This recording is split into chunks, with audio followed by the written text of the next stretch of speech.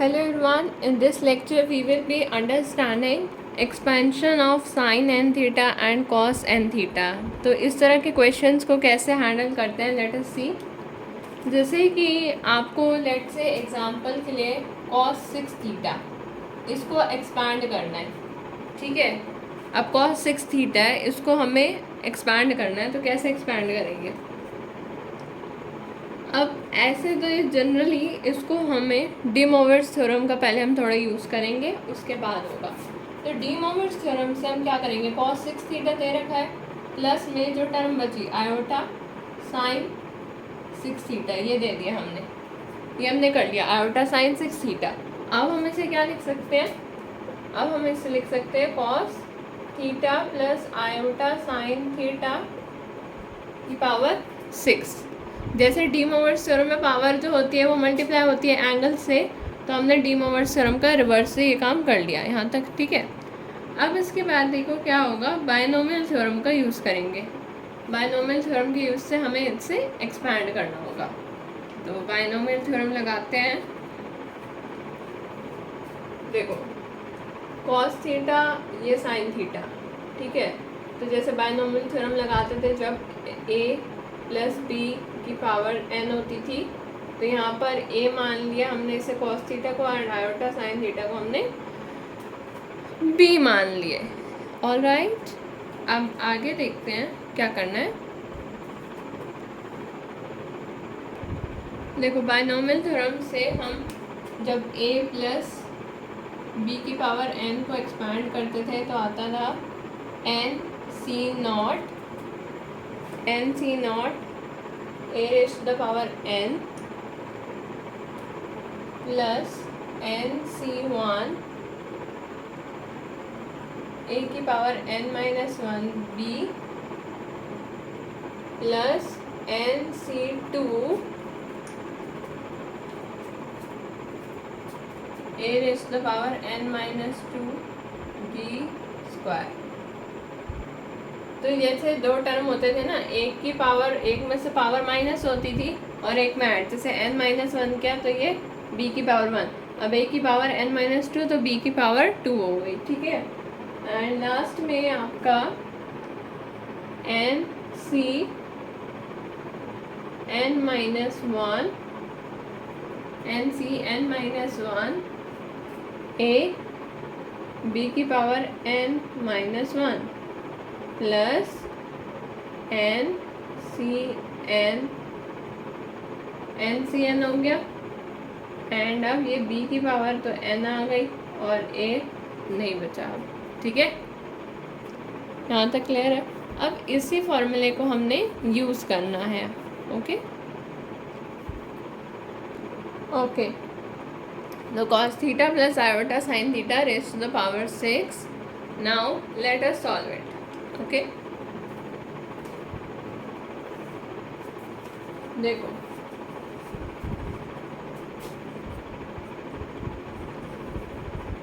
जैसे अब ये a है तो क्या आएगा, cos 6 theta, cos 6 theta right, plus 6c1 cos 5 theta iota sine theta, then plus 6c2 cos 4 theta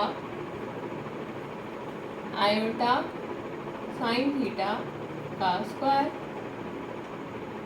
plus 6c3 cos cube theta, cube हुआ ना, ये पावर यहाँ से कम हो रही है और यहाँ पे पावर cos क्यूब थीटा हुआ, देन ब्रैकेट में आयोटा साइन थीटा का क्यूब, फिर प्लस 6c4, आगे क्या होगा, cos square theta iota sine theta का square, right, then 6c5 cos theta iota sine theta. Iota sine theta की पावर पहले 1 थी, फिर 2 हुई, फिर 3 हुई, यहाँ पे फिर 4 होगी, सॉरी यहाँ पे 4 होगी, एंड ये आयोटा साइन थीटा की power 5 plus 6cc, that will be 1 only, so you can finally write iota sin theta की power 6. All right, I hope यहाँ तक कोई डाउट नहीं होगा। अब देखो इधर आप आयोटा देखो, यहाँ पर आयोटा का स्क्वायर है, आयोटा का क्यूब है, तो आयोटा का स्क्वायर क्या होता है, माइनस का 1 है ना जी।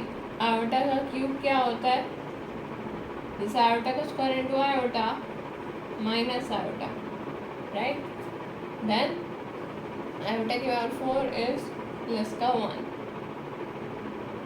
ओके, सो आयोटा की power 5 will be iota only, and iota की पावर 6 विल बी आयोटा की पावर 4 इंटू आयोटा स्क्वायर -1, है ना, तो -1। तो अब यहाँ पर फाइनली जब साइन आएगा ना तो नेगेटिव हो जाएगा ये साइन, बता रही हूँ, ये बाद में साइन जो है नेगेटिव हो जाएगा, इसलिए ये नेगेटिव एंड ये भी नेगेटिव हो जाएगा बाद में, वहाँ पर भी negative,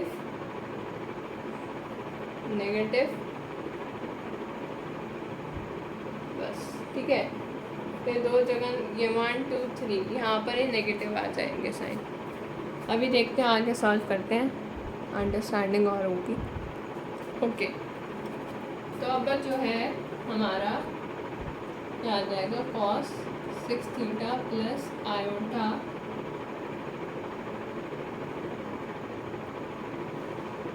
6 cos 5 theta into sine theta plus नहीं गलत नहीं है, माइनस आएगा, minus 15 cos 4 theta two sine square theta minus iota into 20 cos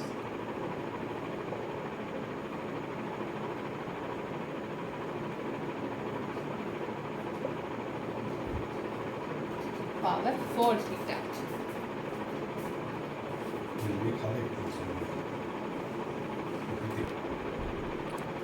तो इस तरह से आप आगे सॉल्व कर सकते हैं। और तब ये जो है ना 6 20 15 ये सब आया NCR की वजह से, that is n factorial upon में r factorial n minus r factorial, okay. अब हमें निकालनी है cos 6 थीटा की वैल्यू। तो इसमें जो भी पार्ट है, यानी cos जो है वो रियल पार्ट की तरह आता है, तो जो भी पार्ट बिना आयोटा के हैं ना वो सारे उसका आंसर में हम ज्वाइन करेंगे। जैसे कि cos 6 थीटा माइनस का 15 cos 4 theta sine square theta, है ना, और प्लस का 15 cos स्क्वायर थीटा साइन की 4 थीटा एंड माइनस का साइन 6 थीटा, ठीक है। तो ये आपका आंसर हो जाएगा। So I hope this lecture must be clear to you. Thank you.